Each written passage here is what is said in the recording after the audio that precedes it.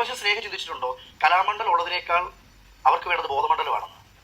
ഇതിപ്പോ എന്താ അറിയാമോ, ഇപ്പൊ എന്റെ ഗുരുക്കന്മാരൊക്കെ കലാമണ്ഡലത്തിൽ നിന്നുള്ളവരാണ്. ഇപ്പൊ അവര് പറഞ്ഞ സ്റ്റേറ്റ്മെന്റിൽ അവർ പറയുന്നത്, കലാമണ്ഡലത്തിൽ ഞാൻ അഡ്മിഷൻ എടുക്കാൻ പോയി, എനിക്ക് ഡാൻസിന് അഡ്മിഷൻ കിട്ടിയില്ല, ഞാൻ ഓട്ടത്തുള്ളലിന് ചേർന്നു, എന്നിട്ട് അവിടെ തുള്ളലാണ് പഠിച്ചത്, എന്ത് തുള്ളലാണ് പഠിച്ചത്. ഇതൊക്കെ ഒരാളെ പറ്റി അറിയാതെയാണ് അവർ സംസാരിക്കുന്നത്. സത്യം പറഞ്ഞ സ്നേഹയാണോ പറഞ്ഞത്? കലാമണ്ഡലല്ല ബോധമണ്ഡലാണ് വേണ്ടത്. സ്നേഹല്ലോട്ടോ പറഞ്ഞത്, ദിവനാണ് പറഞ്ഞത്. മൊത്തത്തിൽ പറഞ്ഞത് എങ്ങനെയെന്നറിയോ?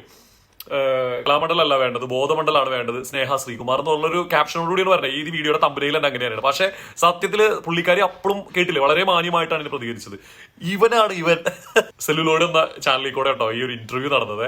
വേറൊരു കാര്യം പുള്ളിക്കാരി പറഞ്ഞത് ഭയങ്കര കറക്റ്റ് ആട്ടോ. എന്നെ തല്ലണ്ടമ്മ ഞാൻ നന്നാവൂല. കേൾക്കാം. പക്ഷെ ഇവിടെ സത്യഭാമ പറയുന്ന ഒരു കാര്യം എന്താണെന്ന് വെച്ചാല്, ഉരുണ്ട കവള് തടിച്ച ശരീരം കാണാൻ കൊള്ളാത്തവൾ. ഇതിന് സത്യഭാമ പറയുമ്പോൾ പ്രതികരിക്കാൻ നിന്നില്ല. കാരണം എന്താ?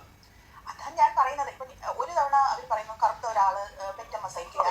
അത്തരം പരാമർശങ്ങൾ നടത്തുന്നതിൽ ഒരു തെറ്റുമില്ല എന്ന് ഈ ഒരു വർഷത്തിന് ശേഷവും വിശ്വസിക്കുന്ന ഒരാളെ തിരുത്താൻ നമുക്ക് എങ്ങനെ സാധിക്കും? നമ്മളൊരാളെ തിരുത്തുന്നുണ്ടെങ്കിൽ അവർക്ക് തോന്നണം ഞാൻ ഈ പറയുന്നത് തെറ്റാണ് എന്നുള്ളത്. പണ്ട് രാമകൃഷ്ണനെതിരെ പുള്ളിക്കാരി സംസാരിച്ചിട്ട് വീണ്ടും ഒരു വർഷം കഴിഞ്ഞ് വന്നിട്ട് പുള്ളിക്കാരി സ്നേഹയ്ക്കെതിരെ പറയാണ് ബോഡി ഷേമിങ്. അപ്പൊ ഇങ്ങനെയുള്ള ആൾക്കാരെ എങ്ങനെ തിരുത്തും? എയറി കയറ്റാന്നുള്ളൂ, കയറ്റി അങ്ങോട്ട് വിടാം, വിട്ടിട്ട് അങ്ങോട്ട് വേണം, അവിടെ എയറിൽ നിൽക്കട്ടെ എന്ന് കരുതി കൊട്ടക്കണം. അത്ര തന്നെ ഇതിന് ചെയ്യാനുള്ളൂ, വേറെ ഒന്നും ചെയ്യാൻ